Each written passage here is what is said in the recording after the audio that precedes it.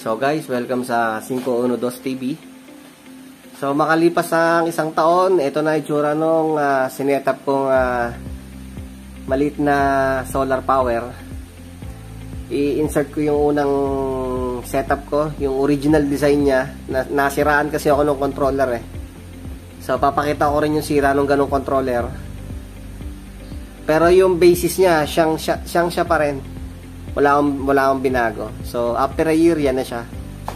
So ito yung breaker niya galing sa panel sa taas. Ito yung incoming power galing panel. So pagka in-off ko to, mawawalan ng ano yan, ng solar. Kasi nga wala nang ano sa panel Tapos itong blue naman na LED, yan yung voltage galing panel. So pag wala siyang load na solar, tataas yan. Siyempre walang kakain sa ano niya binoproduce niya So pag inangat ko yan, kakain na yung controller, magiging bababa na yan. So ito naman yung voltage ng battery. Sa battery niya, puntang battery yung charging 12.9. So from dito, punta yan dito, battery. Walang breaker. Kasi nga, ito yung unang-unang setup ko small time.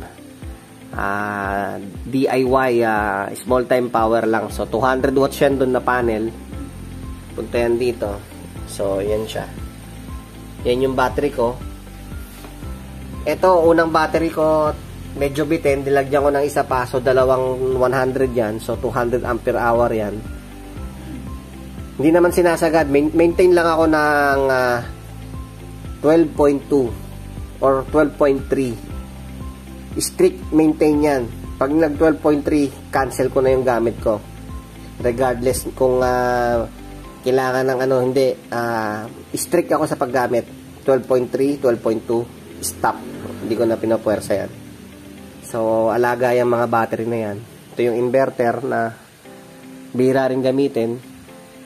Kasi modified sine wave lang to So, hindi siya heavy duty. So yan yung basic nung unang-unang setup ko na 1 year ang tinagal na walang aberya, na nasira lang yung controller niya. So papakita ko rin yung damage controller. So guys, okay siya. So 1 year okay siya. Ngayon ang plano ko i-upgrade to. So step by step ko rin papakita sa inyo.